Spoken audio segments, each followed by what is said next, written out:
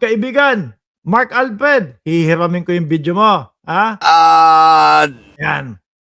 Si kaibigang Mark Alfred po na taga Canada, mga kababayan, meron pong ibabalita sa inyo. No?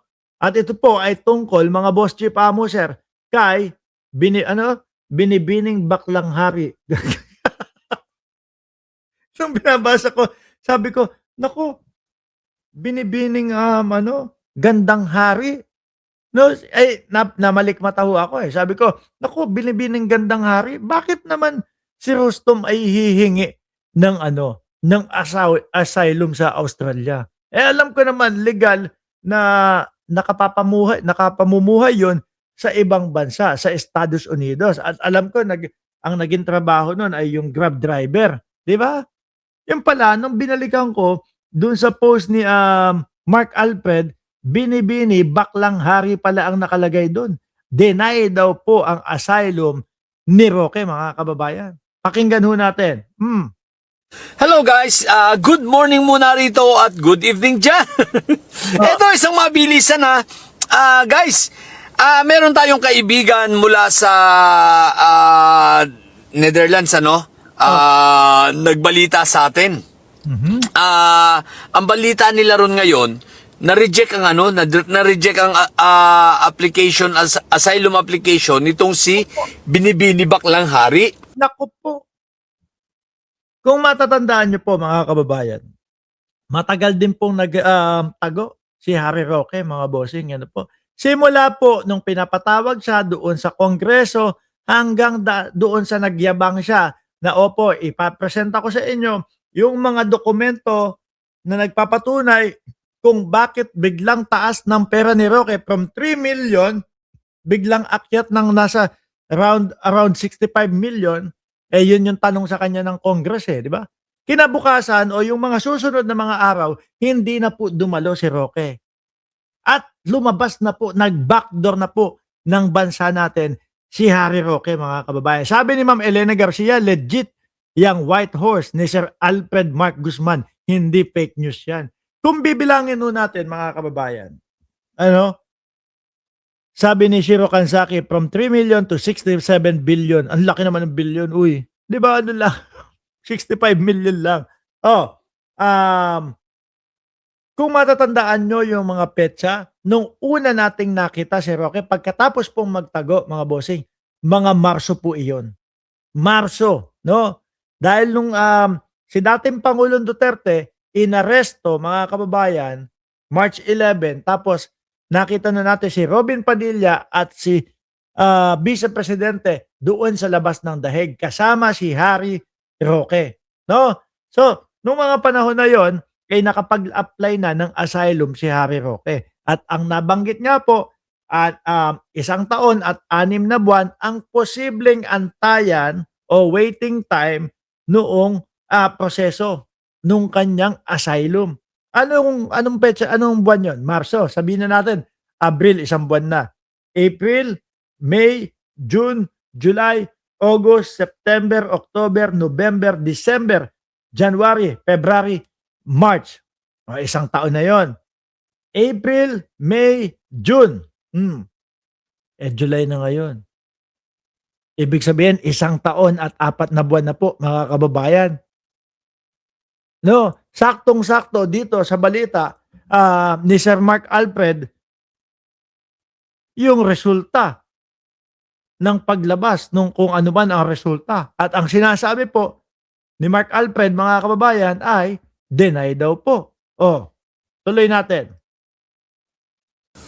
Sa Austria. Although wala pang confirmation, pero mukhang totoo, mukhang sumingaw na. Kasi marami ang nagsasabi rin na kaya pala stress na si Binibini Baklang Hari nung kanyang sa kanyang live yata, no? Siya, hindi ko naman pinapanood Hindi naman ako interesado panoorin yung hinayupak na yan. Pero guys, ito magandang balita ito kung ito ay totoo na. Pero posible kasi July na kasi usually ang asylum 6 months lalabas ang result. So kung nag-apply siya ng January 2026, yeah, tama. Ika 6 months ngayon. So, posible na baka nalabasan na nga. Ngayon ganito, Kung ito ay totoo, na-reject ang kanyang asylum, Ako po. Eh, ipapanawagan na yan sa Pilipinas. Ano ho? Ang masasabi ko lang, hello sa inyong lahat, sabi ni Shiro Kansaki. Eh kapag ka-reject ang asylum, ipapanawagan na, ipapasundo na yan. No? Sa Pilipinas, pakinggan natin. madideport yan. Matik yan, madideport yan, pabalik ng Pilipinas, no?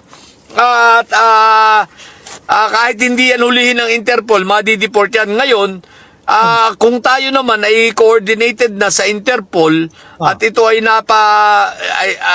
blue notice, para nasa blue notice yata, no? So, Si Interpol na ang huhuli, aresto. Isasakay sa eroplano at ibababa sa Pilipinas. subaybayan na ito. Wala pa rin sa red notice kasi nag-apply pa lang tayo eh.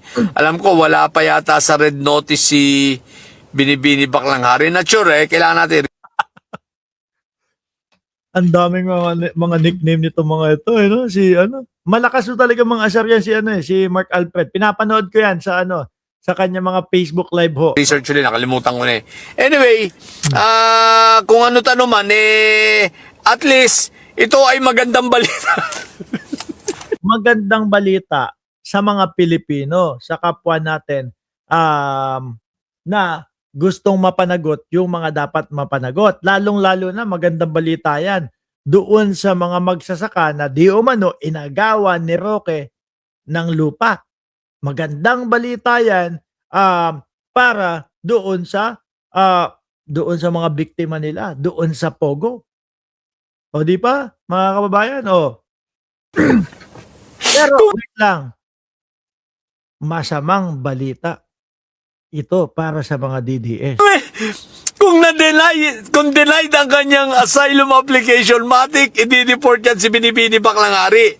Hindi na siya makakapag-apply pa ng asylum sa ibang lugar sapagkat ang point of entry niya ay Austria. Kasi yun ang yun ang nasa rules ng ng Schengen, ng Ay, nako, nandito dinalaw tayo ng gwapong-gwapo nating kaibigan. Pakanton ka muna, birthday mo. Nako, Boss Mike Cervera, ayan po, in the house, mga kababayan.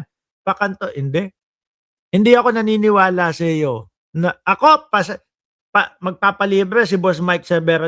Kapag kakasama mo si Boss Mike Cervera, mga kababayan, nako po, walang sabi-sabi. Latag, kain kayo dyan, uminom kayo dyan. No, ganon yung Boss Mike Cervera, mga kababayan. Yung tipo bang ako, hihiritan niya, Mark, pakain ka naman, painom ka. Hindi, imposible yun. Bigla na lang yan maglalatag sa lamesa. O Boss Mike, ano masasabi mo dito kay Harry Roque? Pakisuportahan yung channel ni Boss Mike Cervera. O, di ba? Paki-like, paki-subscribe. And, mag-iilan na yan, magkakalahating milyon na ang subscriber ni Boss Mike. Dublin, no? Dublin rules. Kung saan ka kung saan ang point of entry mo dito sa dyan. Ni Kuya Olay, magaling daw magpabagsak ng gobyerno yang si Baklanghari. Diyos ko po. Tingnan nyo nga yung mukha ni Harry Roque ngayon, mga boss? Kulang na lang po mga kababayan, yung bulate na isa, pumirma, tapos itsurang humba na ho, mga bossing di ba? Wala nang, Diyos ko, kung dati po, rosy cheeks, no, itong si Harry Roque, ngayon po, mga kababayan, wala na. Lost siyang na po ang beauty ni Harry Roque, mga kababayan. Kung dati po, maton na sinasabi na, tingnan natin, kung mapapatopless natin, si Ronil Yang. Mukhang ubos na din ho ang pera ni Roque. Kakaikot po doon sa ibang bansa. Wala naman siya trabaho. Hindi naman siya nagtatrabaho. Kahit pa sabihin mo na may 65 million yan sa kanyang bangko, mauubos yon sa isang taon. Kapag ka ikaw ay nasa ibang bansa. Siyempre, mga bossing, kapag ka nasa ibang bansa ka, dolyaran ang gamitan ng pera niya, di ba? Dolyar ang gagastusin mo. Wala na naman din siguro ang pumapasok dyan kay Roque dahil pudo sa Pogo. Ubus na din po. Baka ko sakali na magkita yung dalawa, si Harry Roque at saka si, ER de la Serna. Tama ba? No. Baka dead man na si Roque doon. Isinabit mo ko doon sa mga kung ano-anong kahihiyan, ha? Bahala ka na sa buhay mo. Oh, sa Europe, no? Kung saan ang point of entry mo, doon ka dapat mag-a-apply ng asylum. Kaya nga na-denied siya sa denied siya sa Netherlands, di ba? Kasi ang point of entry niya ay sa sa Austria. Ngayon, hindi na siya pwedeng mag-apply sa kung saan mang lugar pa. So, ibig sabihin, illegal alien na siya. Madedeport at madedeport siya. Bakit? Kasi wala na siyang valid passport. Remember, ang passport niya,